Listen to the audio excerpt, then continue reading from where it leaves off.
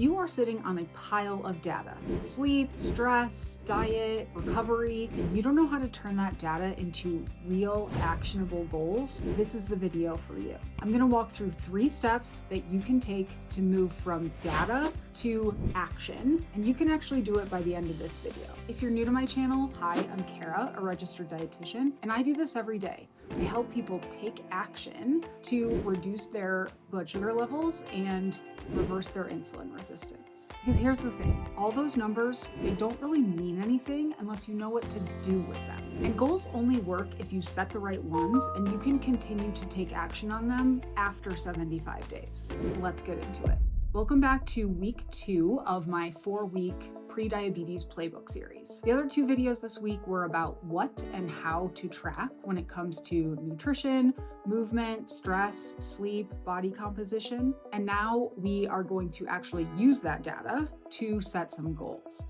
If you didn't catch those first 2 videos, I highly recommend you start there. If you're moving through the Prediabetes Playbook in order, then you already have your baselines and we can get started. If you're like most folks, you are probably already starting to notice some patterns just by writing some things down for a few days. Maybe you're walking way less than you thought, or way more than you thought. Maybe you're getting like 10 grams of fiber and you just found out you actually need more like 25. Maybe you've got added sugar coming in from places you never realized. That awareness, that is gold. That is the whole reason that we tracked in the first place. Now comes the fun part, actually using that information to make changes that are right for you. Not some generic plan set by an influencer that they're selling to every guy on the internet. Not some series of supplements from a health guru that's really just working on vibes. I'm going to show you how to do this without overhauling your entire life, so you can actually maintain the lifestyle that you're building. If you haven't gotten your baselines, head to my website, grab the Prediabetes Playbook. It has a ton of information about what to collect, how to collect it. It's got some places to actually write down those baselines. It also has meal plan and it has some exercise recommendations, a bunch of useful stuff for now and for later. Pull out whatever you have been using to track, whether it's your step counter on your phone, your journal, your food photos, whatever it is. We're going to look for patterns in the places where you're falling short of the evidence-based recommendations that we know actually reverse prediabetes. For movement, here's what to notice. Are you consistently hitting 7,000 steps? Are you well under that number or well over that number? Are there certain days when it is easier for you to get more steps? Or are there certain days when it's a lot harder to get your steps in? Those patterns can be really useful in setting our goals and finding places where we can make changes. Are you getting any moderate or vigorous activity during the week? Or is it just kind of activities of daily living and maybe some steps? Are you doing any resistance training at all? And if you are doing resistance training, are you making it more challenging on a regular basis? Figure out your averages, your step count, how many minutes you are spending on exercise if you're doing any resistance training. Break those down. For food, maybe the patterns are more noticeable, or maybe they're not. If you've been taking photos, look back at them. How many of them actually follow that prediabetes plate method framework? Were you heavy on grains and light on color? Were you getting a ton of protein or maybe no protein at all in a certain meal? Maybe you're skipping breakfast altogether. Your coffee does not count as a complete meal. Were your meals really big, or maybe they were really small? Did you have any cravings or binges throughout the day? Do you have them every day? Same time, different times? All of those things can be really useful information. If you've been tracking fiber and added sugars, collect those numbers, do some averages on those. Again, are you well below the 25 to 35 grams of fiber per day recommendation? Are you well below or well above the 25 to 36 gram of added sugar recommendation? Are those sugars coming from unexpected places? Are the fibers coming from unexpected places? Notice those foods. The goal is to identify couple of places where you can make small but meaningful changes. For sleep, count those hours, girl. Are you consistently hitting 7 to 9? And whether or not you're hitting 7 to 9, are you waking up actually refreshed, ready to take on the day, or are you starting your morning sluggish and tired? For stress, how are you feeling really? If you are consistently above a 7 on a scale of 1 to 10, research says it is time to take action for both your brain and your pancreas. Now, maybe you found multiple areas that could use some improvement. That's pretty common. Maybe you need more sleep, and you need more steps, and you need resistance training, and you need more fiber. That is common, but remember, we are not overhauling your whole life. Trying to change everything is the fast track to actually changing nothing at all. And that's where we get into step 2. Step 2, turn your analysis into focus. We're going to use the 80-20 rule. And not like 80% of the time you're perfect and 20% of the time you're imperfect. Rather, thinking about what 20% changes can make an 80% difference in your health. For reversing insulin resistance and prediabetes, there are meaningful actions you can take in any of these areas we've been tracking. The reason I put sleep first is because the number of women who are not getting adequate sleep is massive, and getting enough sleep will make any other behavior changes that much easier. Adequate sleep reduces our stress, helps us stick to our workout routine, and eliminates cravings for high sugar foods. Number 2, fiber. If you are currently getting less than 20 grams of fiber per day, increasing that number will do wonders for your blood sugar control. Research consistently shows that a higher fiber intake leads to a lower A1C level. And remember, A1C is our blood test number that says what our average blood sugar levels have been over the last 3 months. So a lower number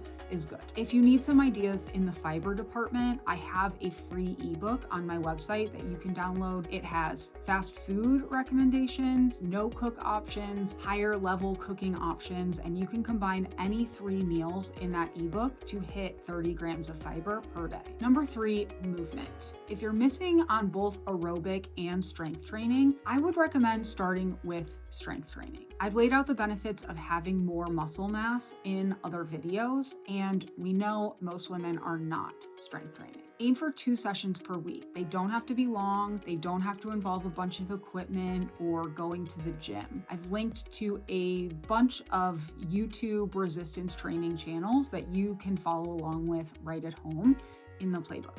If that's just not calling to you, work on the aerobic side. Increase your steps by 5 or 10%. Add a workout class or an outdoor walk, something that you enjoy to get that aerobic number up. Number 4, stress. Now, we talked about how stress physiologically impacts your blood sugar levels in the previous video, but what we didn't talk about is that high levels of stress oftentimes causes people to eat more or eat less, and both of those options can be really detrimental to your blood sugar. Number 5, that added sugar intake.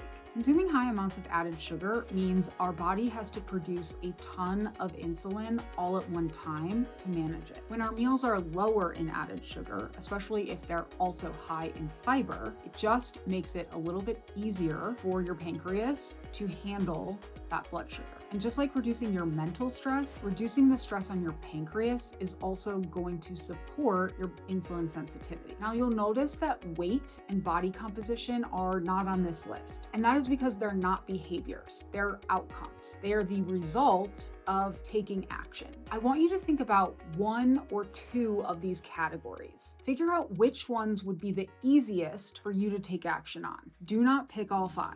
Don't think about what you've tried before. Don't think about what you should do. Think about what would actually be easiest for you to do for the rest of this year.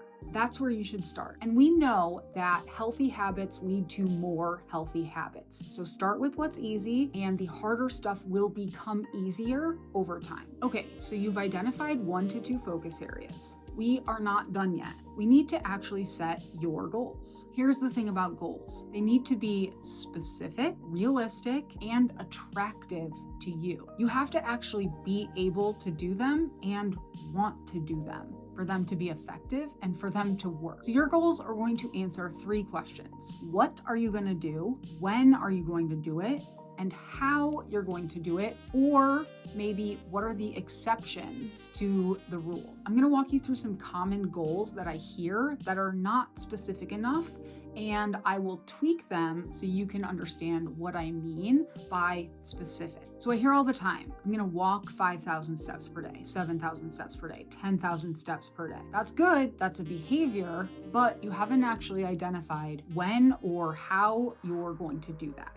A better goal would be, I'm going to take a 20-minute walk after lunch every day unless it is actively raining. Another specific example might be, I'm going to complete one of the walk at home videos from the channel that I've linked in the playbook every evening while I listen to a romance novel. A goal I hear is, I'm going to add 10 grams of fiber to my daily diet. A more specific version might be, I'm going to add a serving of Metamucil gummies with my breakfast, which is going to be 5 grams. And I'm going to add an apple or a pear or half an avocado to my lunch, which would be another 5 grams, getting you to 10 grams. You're being specific about what and when you are going to add those things in, so your brain doesn't have to think about it and find that fiber every single day. If your goal is strength train twice per week, good start, but how about I'm going to complete 2 full body strength training workouts from the Dare-B website every week, and I'm going to increase the level of the workout that I do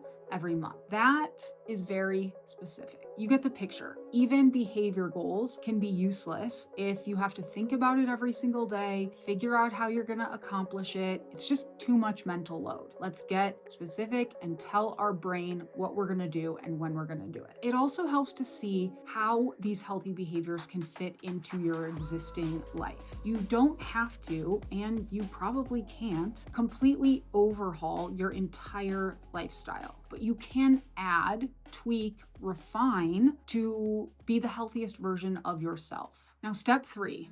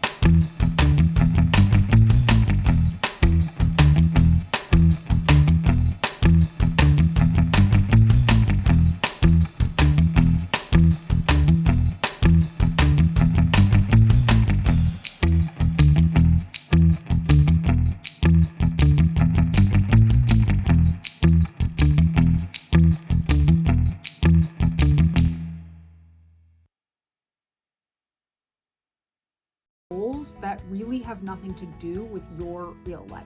Not by being perfect, but by making small, sustainable changes based on your actual data. Next week, we're talking about making these changes sustainable long-term, the power of boring routines, finding the method of meal planning or meal prepping that is going to work for your preferences, and how to keep building on your progress. Now, I want to hear from you. leave me a comment with one of your very specific goals. I love to hear those. And if this helped, you should subscribe to the channel, maybe hit that notification button so you don't miss any of the rest of this series. I'm aiming for 1,000 subscribers this year. It's a big milestone on YouTube, so I would so appreciate it if you helped me out. Thank you so much for being here. Let's keep building on your foundation, and I will see you in the next one.